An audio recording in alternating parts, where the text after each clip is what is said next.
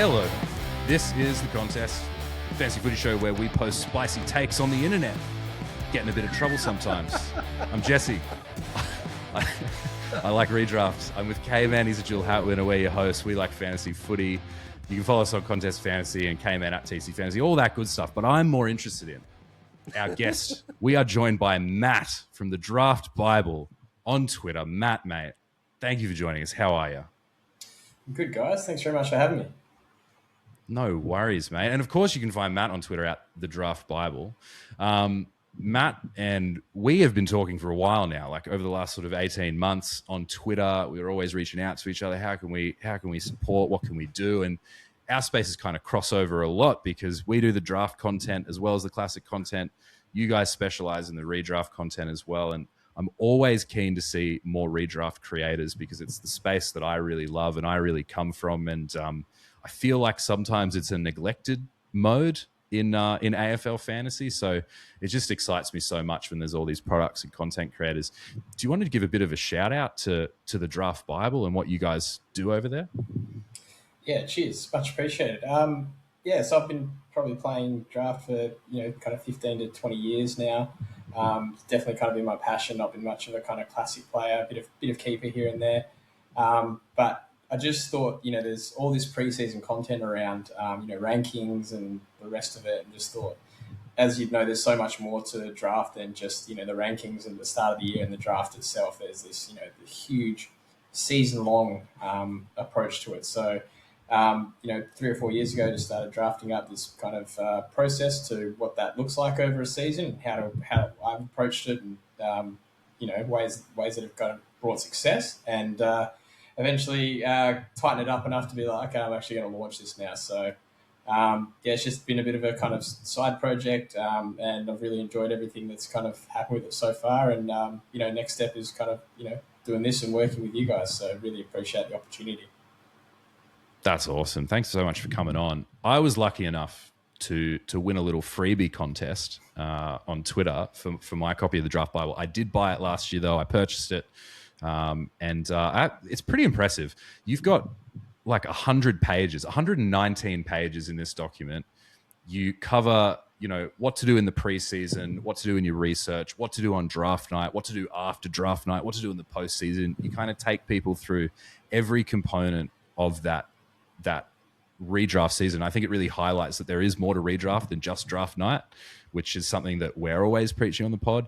I'm really impressed by the preseason research and team analysis section as well. Like, I know you've sourced data from DFS and those guys up there, but to then go a step further and kind of provide, I guess, a spark notes for all the coaches out there who just want, what are the key dot points from each team here. So how long did that component of the Draft Bible take you to put together with all that research?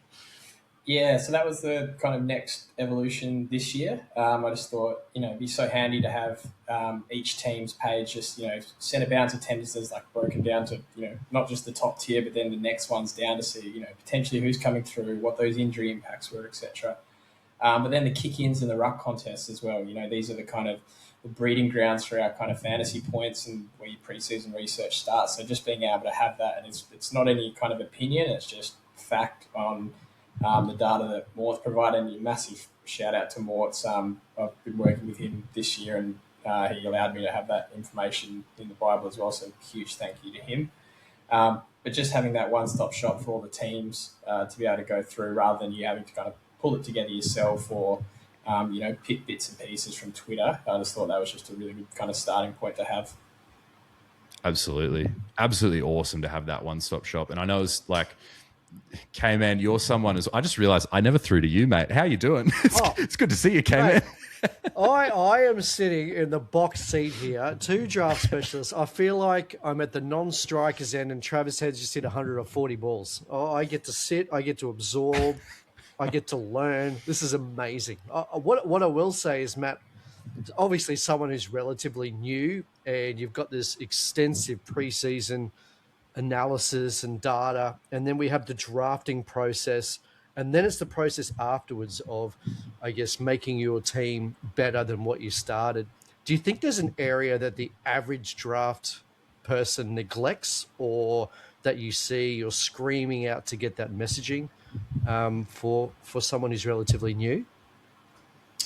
Yeah, probably I think with a lot of draftees, you see probably, draft at the start of the year and then probably interest kind of fades throughout the year. This is probably more for the kind of serious drafters. But yeah, I guess probably the trading area. So really analysing your team to look at, okay, where are my kind of deficits in this team? What do I need to improve on?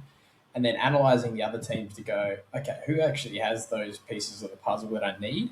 And then once you understand that, working out, okay, well, what do I have to give up to get that? What do they need? I think that's a really crucial part in order to get your team where it wants, because it's got to be win-win, right? So, building those relationships with those people as well, if you don't already have them, that's a crucial part. But yeah, I think trading is probably the big area where teams can really kind of get that advantage, but you've got to spend the time kind of doing the research on it. Yeah. Totally agree with that. Totally mirror those sentiments, because like we've all been there where we've got a message, there's an incoming trade, you got the notification like, yes, we've got some action. You open it up and they're offering you Trent Cotchin and a bag of chips for Josh Dunkley. And you go, what is going on here, guys? Trent Cotchin retired 2 years ago. I don't even know how you've got him in the app. So especially taking the time. In Shiva as well. Shiva's a shocker. Just, I don't know whether you guys are in there, but you have one or two guys that will just send those just daily, just hoping to get a bite. And it's no good. It's like, yeah, here, take my slop for your absolute golden turkey. Well, look, we're really excited to have you on the show. Everyone should go over to Twitter at the Draft Bible. You've also got the thedraftbible.com.au, where you can pick up a copy for yourself, help support small creators. And yeah, let's. I reckon we should probably get stuck into things, because we've got a bit of an exciting episode. We're doing our top 50 midfield ranks and tiers. Before we do that, though, if you could do us a favor, I know it's annoying, I ask every episode, give us a quick 5-star rating on Spotify and Apple. Really helps us grow. And again, we've got YouTube now. There's video. You can see our ugly mugs. Head on over to YouTube, like, subscribe, all that business. And without further ado, let's get stuck into it. We're talking the top 50 midfield ranks and tiers today. The way we're doing it is I'm going to read through each name at a particular tier, as you probably used to if you've listened to us before. But this time, we're each going to pick out a guy that we're particularly keen on drafting from that tier, and we're going to talk about why we want to reach for that guy, why we want to target that player.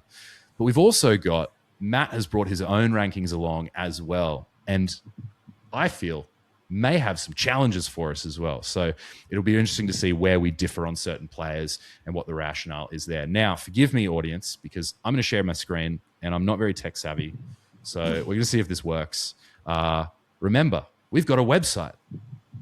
And right here is your 2026 redraft rankings. They are available. They are free. Top 175 rankings, and we've broken them down into different positional categories as well. I'm just going to hide the second tier. So to kick us off, we've got tier 1, which I've called the best around. At number 1, I've got Bailey Smith. At M2, I've got Jordan Dawson. M3, I've got Errol Goulden. M4, Marcus Bontempelli. And sitting there at M5, we've got Nick Dacos.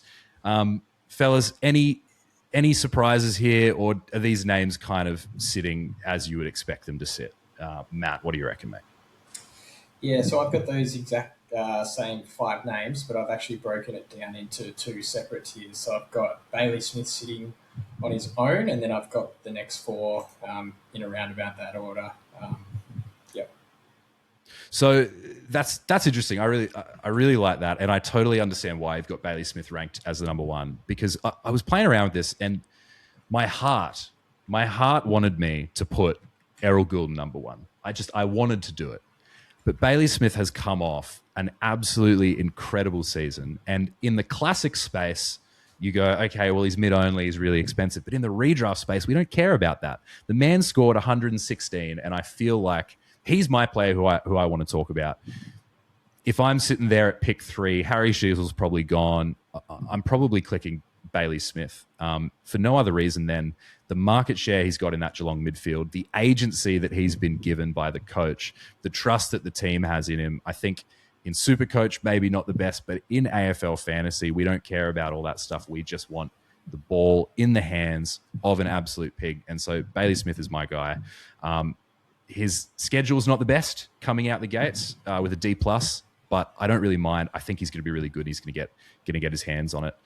K-Man, what about you, mate? Which one of these players kind of stands out to you? If you're in round one, which one are you looking to lock away? Round one, I mean, my eyes just keep getting drawn to Errol. Coming back from injury, potentially the new rules, faster flowing football, less stoppages with his running capacity, whether that picks him up more points per game. Bontempelli, previous seasons, can he get a Brownlow? We said that in Tag Explosion. I'm probably looking at those two. So if I'm in a position where I've missed out on a Shees, I've missed out on a Ruck, I'm probably going to hit one of those two. Yeah, I like it. How about you, Matt? Who are you? Well, I guess in tier one, you're going for Bailey Smith, but let's say you're sitting towards the end of maybe midway through round one or something, and somehow all of these names are on the board. Which is the guy that you really want to go for here? Yeah, I think, Smith can be somewhere 3, 4, 5. But then, in a 10-man league, if you're going 6+, any of those 4, I like to kind of stay with tried and tested and consistent over the last few years. So I'd probably be looking at a Dawson or a Bontempelli. The only, obviously Nick Dacos can be right up there as well, but just with those tags he's kind of copped over the last few seasons, that can really ruin a draft match for you. So I'd probably be looking towards Dawson and Bontempelli there. Jordan Dawson is one of my favorite players in draft. I often find I didn't have him last year because this guy, this little thief here, well, he took him. I thought he'd be there in round 2, and K-Man just went, nah, I'm nabbing that guy. One of the best. I love having him on my team. You're right, he's Mr. Consistent. The Bont is Mr. Consistent. It'll be interesting to see how Nakos handles those tags this year. So, yeah, that'll be a good one. All right, on to tier 2. And this is a slightly bigger tier. I'm just trying to be really careful. Don't want to give any spoilers away. Tier 2. This is the tier I've labeled Elite Ceiling. So these are the guys that I think probably aren't going to as consistently give you the same potential floor, but their floor is always going to be very good. I mean, I think you can expect 100 out of these guys, broadly speaking, but I think their ceiling potential is still just as high as these other guys, even if maybe not as often. So at M6, I've got Josh Dunkley, M7, Jai Caldwell, M8, Jack Steele, M9, Zach Merritt, at M10, Zach Butters, M11, Max Holmes, M12, Andy Brayshaw. At M13, I got Sam Walsh, and at M14, to round out the tier, we've got Noah Anderson. Matt, which one of these names are you reaching on, or are you sort of targeting in round 2? Yeah, I had Dunkley as my M2 last year, and he was amazing again, so he's probably the top one there. Caldwell's another one, but I want to see a full preseason from him first, but I'd be preferring a Dunkley over Caldwell. Steele I didn't have in this tier, and the Butters, Home, Brayshaw, Walsh, Anderson I've actually got a tier down as well. So Dunkley would be the top of the list down there for me. So on Jai Caldwell, is it the Parish factor that you're concerned about? Is it the impact that his reintroduction into that midfield is going to have on Jai Caldwell's ceiling? No, I think he'll have the keys to the midfield. It's more the injury scares that we've started to see over him. Him and Parish have just been kind of ravaged by this over the years. We know that they can score big when they kind of get that opportunity with Essendon's gameplay. But you just need to see him string 23 games together, kind of thing. If he has a full preseason and you're happy to jump into it, I wouldn't mind it as an M2 if he's Dunkley that off the board. But there's some risk with that too. Yeah, the Essendon injuries over the last few years have just been horrendous, so it's risky. It's scary stuff. K-Man has a theory about that. It's the ground's a bit too hard, or something's going wrong over at Essendon, isn't it, mate? Yeah, there's something about Marvel. I don't know. There seems to be more soft tissue. Again, I'm sure some people smarter than me have looked into those things, but it actually raises a player that I want to ask you both about, and that's Zach Merritt.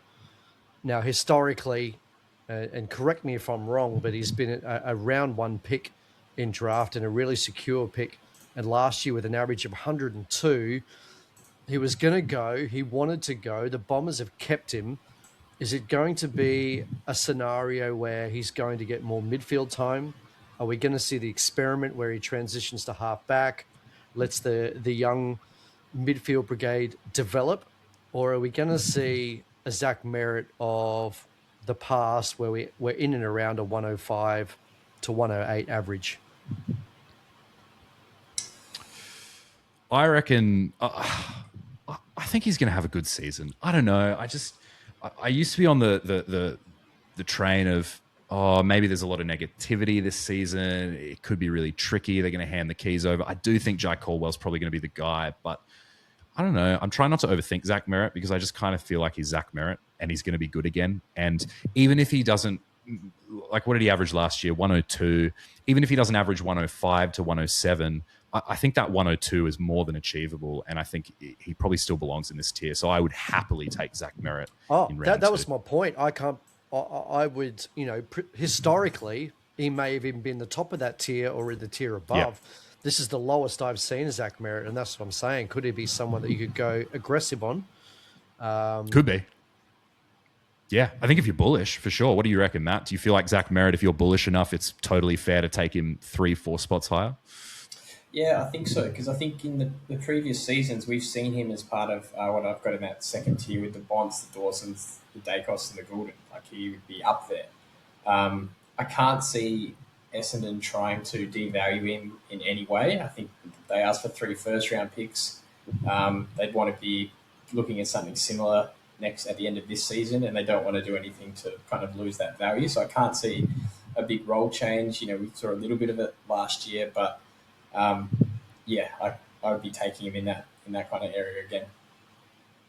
You mentioned a couple names, mate, that are in a tier below for you. So I think it was Jack Steele, Zach Butters. Was there another one as well? Was there a third player? So the next tier down, this is 10 to 15. I've got Holmes, Callahan, Brayshaw, Anderson, Parrish, and Rao.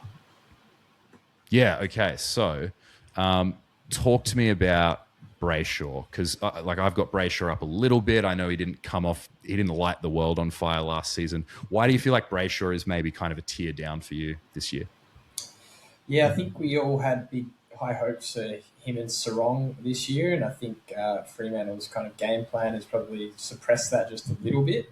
So I don't really see this kind of going anywhere rather than where it is. So that kind of 101 average, I see that probably being about the same again. The basement of that being kind of a 98 and the upside of that being a 103. Yeah, that makes sense. I think it's definitely a concern with Brayshaw and the Freo games. You never quite know what Freo's going to produce in terms of system and ball movement. And I feel like some of their midfield guys are pretty dependent on what that looks like as well. You mentioned another player that you've got fairly low is Jack Steele. And I think even K-Man, when he saw this ranking, I think I had him a bit one spot higher earlier in the preseason. He's like, you got to move that down. That's ridiculous. And it was just, I was really excited about Jack Steele, and I'm still really excited about Jack Steele. And I have a feeling that maybe this ranking is more a bit on vibes. I think you had him in the top. I'm sure you had him in the top tier. No. I had him at the top of this tier. Thank you. I didn't have him at the top tier. I think I had him above Dunkley and Caldwell, and you're like, you got to move them around. Look, I look at Jack Steele, and it's mostly on vibes, but there is a bit of logic to it. I kind of just feel like it's going to be a bit of a revenge season for him, and he is. I understand he's slowed down a little bit. He's maybe not the future that St Kilda were looking for in their midfield. But when I look at Jack Steele from a fantasy perspective, I still go, he has all the attributes that we need, especially if he's able to tackle like the Jack Steele of old. We've seen spike periods of the seasons in the last couple of years where Jack Steele's been able to put up those tackle numbers like he's always been able to do. And I think alongside someone like Viney in the Melbourne midfield, I just feel like he could have a really good season. And it might be one of those ones where it's like it's the last really, really good one, but I kind of don't want to miss it. And I would be happy to just sort of take a punt on Jack Steele early and draft and go, let's give it a crack and see what happens. But Dunkley and Caldwell, I'm taking them ahead of him there. On to tier 3. Fellas, can I ask you about that tier? Yeah. Have you got me? So you've got a gotcha. Sam Walsh. I'd like both your perspectives on a Sam Walsh in draft. So a history of injury, obviously in a classic perspective, we see that there's value for different reasons. And I picked Sam Walsh last year in one of my leagues, and obviously through injury, it was a wasted pick. Going into this year, is that something that you remove from your considerations and planning, or is Sam Walsh fair game, having heard, preseason of his life, or it's uninterrupted, or is he just a player that draft coaches should be wary of? I'll throw to you, Matt. Give us your thoughts, mate. Yeah, I think once again it's kind of close watch preseason, right? If he's ticking all the boxes coming in, absolutely. But I guess if you're looking at that tier and you go, okay, I've got to choose between Sam Walsh and Max Holmes, and they've both had uninterrupted preseasons. Who are you going to pick? I'd probably be going with Max Holmes just based off the consistency he's had over the last few years versus the injuries that Walsh has had over the previous season. That's probably the only, when you're picking between 1, 2, or 3, they're the kind of factors that probably make you lean one way or the other. Yeah, totally agree with that. I think Sam Walsh is one of those names where I wouldn't blame anyone for having him a tier lower given past injury. But I'm with you. For me, this ranking is based completely on, so far we've heard he's having a great preseason. If he continues to have an uninterrupted preseason, the way I play redraft, I'm pretty aggressive on draft night. The way I play redraft, I would be happy if all those names ahead of him are taken, and there aren't any tier 1 defenders left or something like that. I'm happy launching into Sam Walsh and just playing the upside game and going, well, if he has the season that we all think he's capable of, and he's healthy, then I think I'm happy to kind of take the risk there and go for it. Did it last year and still made it to the granny. So back in Sam Walsh in. I lost, though. that's probably worth noting. Thanks, Jack. Anyway, I won't call him a name. All right, tier 3. This is the tier I'm calling Elite Upside. It's also not a massive tier, but these are the guys that look. They're probably not going to have the same floor that a lot of the names above them are going to have. They probably won't consistently have the same ceiling, but I think there's an argument that these guys, if things fall correctly, they could have absolutely outstanding seasons.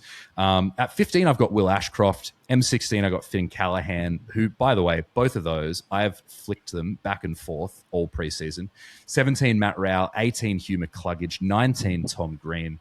At 20, I've got Clayton Oliver. And at 21, I've got Tim Taranto. I think there are probably a couple of really interesting names. K-Man, I'll throw to you first, mate. Any names that you're looking at that you're like, yep, if they're there at the right spot, at the right price, I want to click draft on draft night? I'd penciled in Clayton Oliver weeks ago, but that impending injury in the 2 weeks off, I'm going to be very interested to see how he comes back, especially if he can be a later pick, and that enables me to be a bit more aggressive with it, whether it's a tier 1 defender, a tier 1 forward, not that there'll be many in the forward line. So he was someone I'd penciled in, and it's probably someone I'm just going to have to readjust, I think. What do you guys think in terms of someone like, you've got Will Ashcroft and Hugh McCluggage there. The Brisbane Lions, high points team. I think they came first last year. Are we expecting that to be maintained, or are you predicting a Will Ashcroft is actually going to increase? Do you think he has the potential to actually have that elite ceiling? That's what I'm interested in. Yeah. So I talked about this on the Brisbane preview with Bales and DR. I think Will Ashcroft is. I think the likelihood is that last year Will Ashcroft averaged 52% CBAs on the season. I think it's very possible he ups that to about 60% CBAs this year. I don't think that's an outrageous number for him to naturally progress to. I think he started in the 30% in his first year, it's 36% the following year, 52% last year. I think 60% makes sense. The reason for that is we look at someone like Lachie Neale. I think they're going to really take care of Lockie throughout the season. They're going to make sure that he's healthy for finals. It could be kind of like a Paddy Dangerfield sort of situation with Lockie Neal, where maybe he spends some time at half forward. I think it's more likely, though, that Lockie will spend plenty of time in the midfield and just a little bit more time on the bench, maybe get rested every now and again. I think Hugh McCluggage will maintain a very similar role that he had this year gone because it worked so well. Maybe he loses a few percent, but I don't think that's going to have a massive knock-on. So Ashcroft, Callahan, or Klug are probably the three names that I am super keen on in this tier, and I'd be happy walking away with any of them. How do you feel about that assessment, Matt? Do you agree? Is there something that you feel differently about? So I've got Klug at 9, so a fair bit up. I've got Ashcroft, Callahan, and Rowell in this tier. I've got Green and Taranto in the tier you've got. Then I've got Oliver one tier down. So yeah, the Ashcroft Callahan discussion, that's an interesting one. The Brisbane midfield, I don't see much kind of changing there. Maybe a little spike to one of them as a result of one dipping off to an injury or something like that. But I think we all see Will Ashcroft do what he did in finals and just go, all right, that's what we're going to get the next season, and it didn't happen. We saw a kind of slight increase, so I'd expect same, if not just another slight increase again, unless there's an injury to one of the main mids, and then it could be gangbusters for any of the amazing mids lining up to get into that midfield. Yeah, totally. Do you have a preference between Will Ashcroft and Finn Callahan? Because I kind of don't quite know how to split them, other than I feel like maybe Will Ashcroft has a slightly higher ceiling with the way he plays. Yeah, I'd lean towards Will Ashcroft, just having seen what he's kind of done in finals, under those big game pressure situations. That doesn't always align with what you need for your kind of draft finals, unfortunately, and throughout the season. But yeah, just with Will Ashcroft and his position in that team versus kind of the GWS side of things, I think Will Ashcroft just got a little bit more upside there. Yeah. You mentioned Hugh McCluggage is at M9, and it's possible I've been a little bit harsh because he had such a good season last year. Like, absolute lights out blinder. He's one of those ones we even talked about from a classic perspective. Came in about halfway through the season, and we were like, should we have actually just kind of been looking at Hugh McCluggage and traded him in by now? I think my only thing with him is, like, we haven't seen that level of consistency from him before. He's got kind of a pedigree from a fantasy perspective of being a bit volatile. If he was to do it again, like if he's to post that season again and do the same thing or improve, I think following year he's shooting up these rankings for me. But I think it's totally fair that you've got him ranked higher as well. K-Man, any in that tier, any names where you see in that tier and you're like, nah, this makes me sick, get him out? No, I don't think so. Ashcroft, Callahan. Callahan's an interesting one. Obviously had, I guess you could call it a breakout season. Is he going to see more upside and ceiling from week to week, especially with, we talked about yesterday, adding an Oliver as an in and under to back up Green. Is he going to get more handball receives, allow him to run and carry? Is he going to get more possession? So I could see a Finn Callahan progressing to the tier above, but I don't see any of those players having to drop down. Cool. All right. Let's do tier 4. This is where things get exciting. All right. Tier 4. Oh, hey, I got to use the scroll wheel. Haven't used that before. All right. We got a bit of a, whoopsie daisy. We got a bit of a bigger tier here. So tier 4, I've called the safe floor tier. So these are guys where it's like, I'm happy to have any of these guys in my team. I think depending on what you've done with your draft in other positions, you could totally have some of these guys as an M2 and get away with it fairly easily. And I think, all of them would be great M3s as well. You probably don't want to have any of these guys as an M1. All right. So at M22, I've got Isaac Heaney, with the exception of if you're playing in Keeper, because we play our redraft competition in Keeper. If you're playing in Keeper, Isaac Heaney just catapults up these rankings for me because he's got that forward status as well.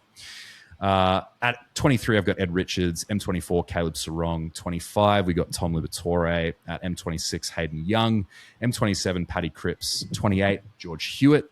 Carlton back-to-back there. We got LDU at 29. We've got Jagger Smith at M30. Number 30.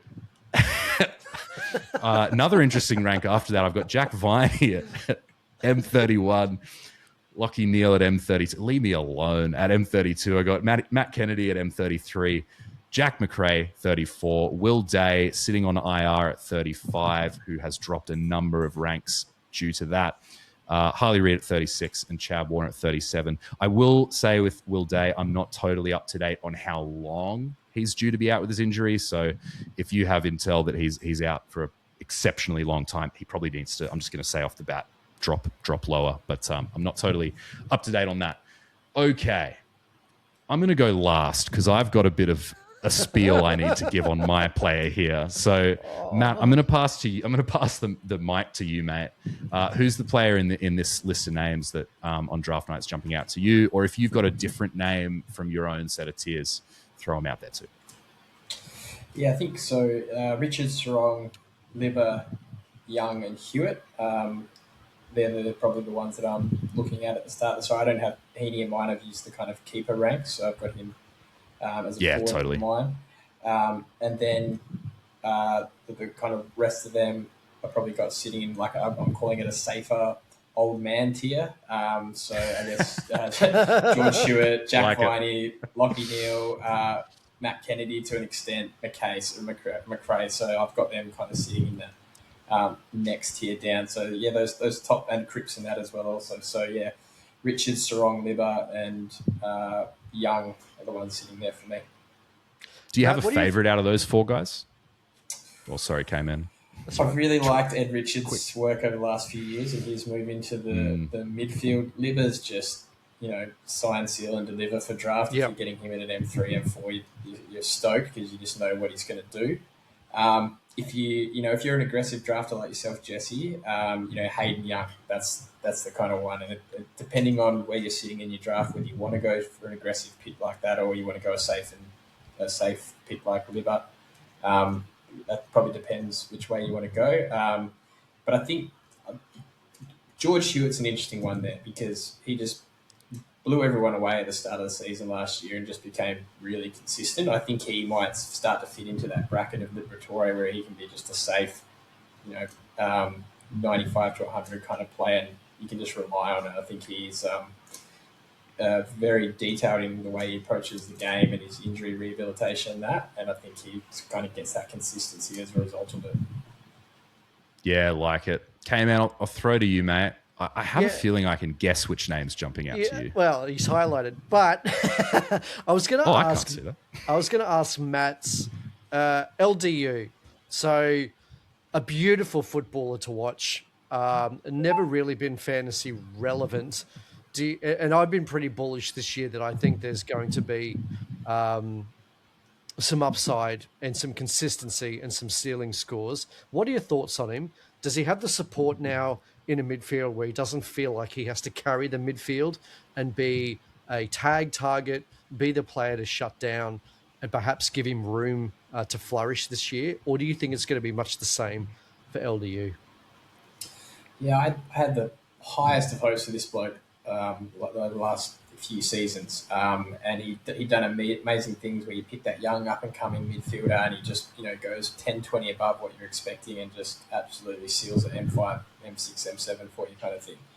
But then everyone picked him hoping to go, M3, M2 kind of thing, and it went the other way.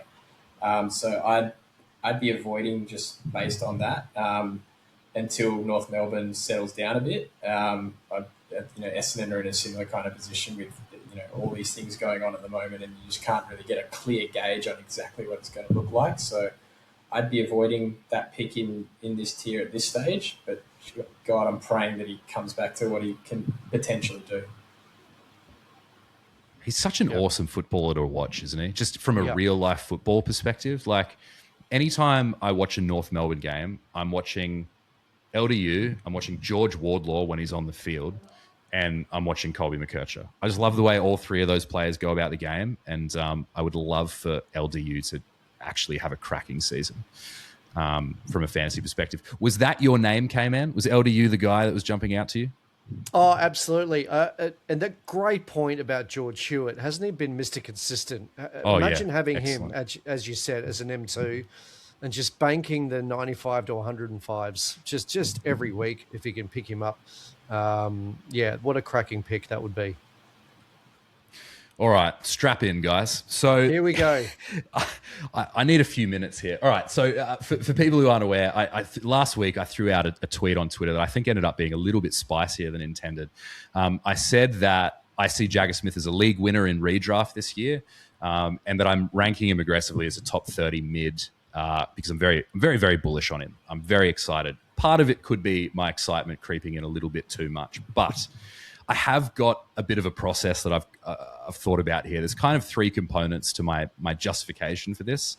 Number one is, or the first part of it is, what do I think he's going to do in that Carlton midfield, and what does that Carlton midfield mix actually look like in 2026? The second component to it is looking at historical data around where does the sort of top, like where does like mid 28 to 32 actually kind of finish on an average points level generally historically. And then the third part is like, I think this was maybe the biggest thing, is like the difference between me ranking him at M30 and where you actually take him on draft night and how you engage with the ranks there. So the first part is in the Carlton midfield, I kind of feel like they're going to ease him in at the beginning of the season. I think we all expect that. But I'm also not as worried about the ACL as I would be in other situations with other players because of when it happened. He got some preseason last year. He did the ACL preseason. He's had the benefit of an entire year to kind of recover from that.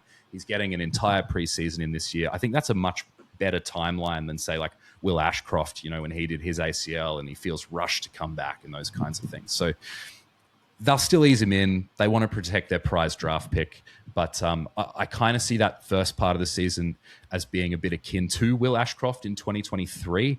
He put up a 60 here, a 70 there, but he also gave you a couple of 90s while he found his feet too. I think at some point,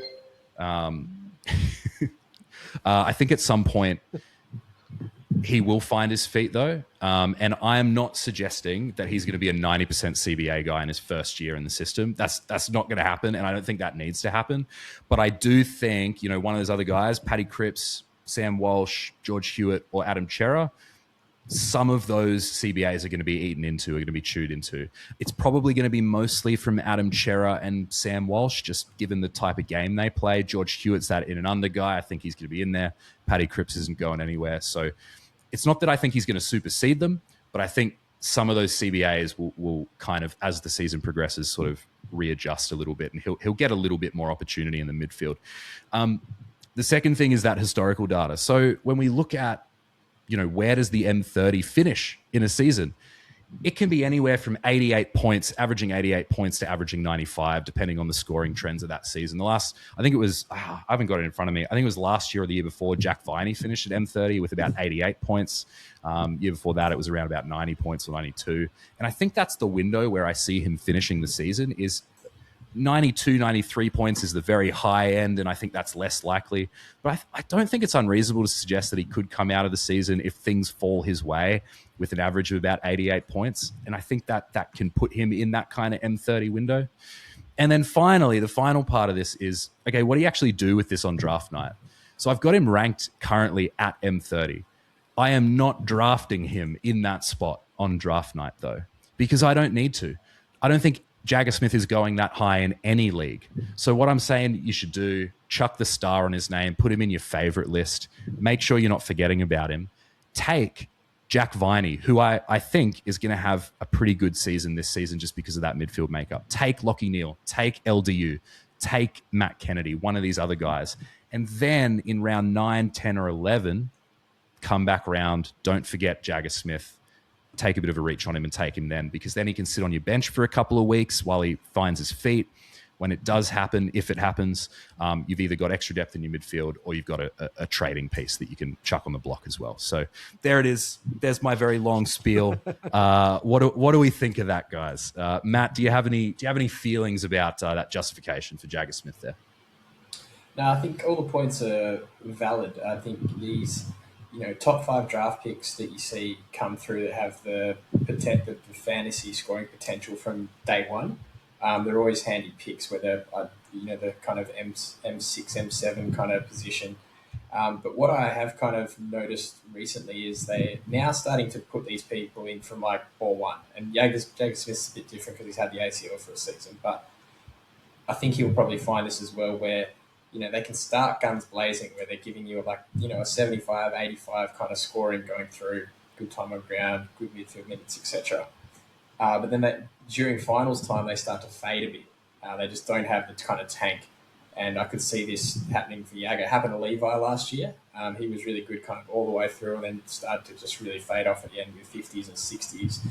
If you've got him as your kind of M7, M6 lock for the season and then come finals time, you need to go find someone else. There's not much kind of available. So that's the only kind of star I'd put on that is that you need him something at the end of the season to be able to go with as well.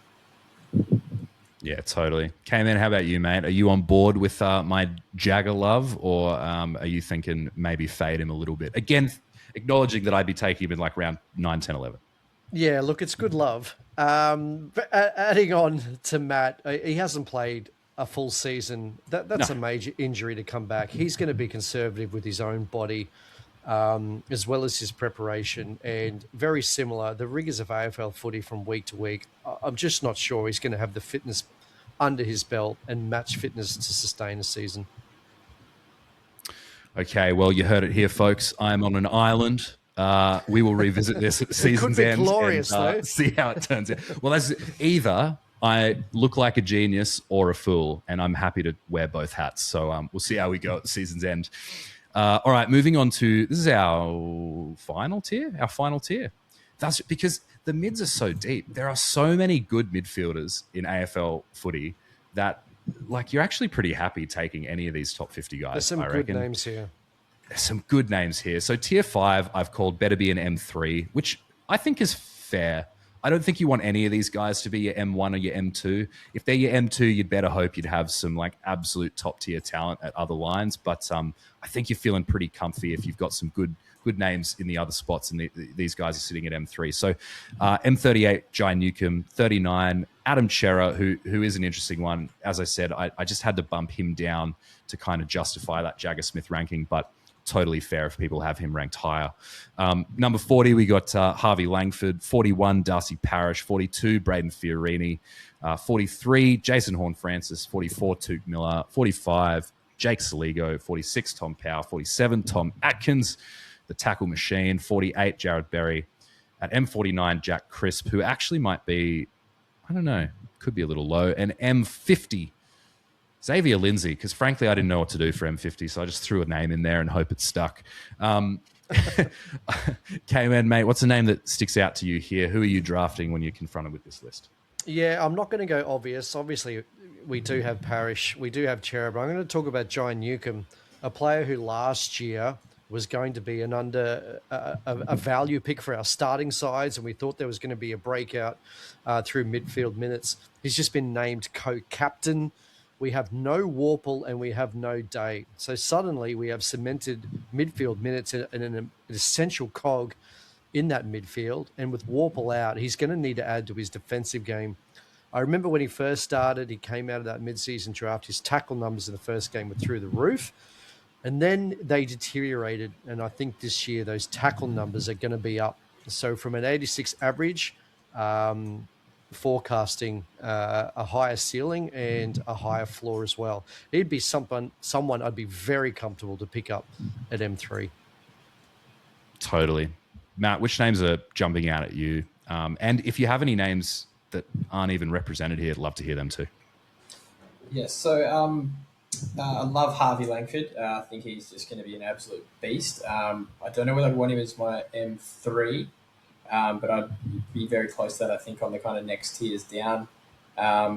Took Miller is a very safe M3, and Jared Berry as well. Really love those two. The ones I did want to speak about, if you're kind of wanting to, I guess, reach or really trying to find that value, then I think we'll have those increases this year.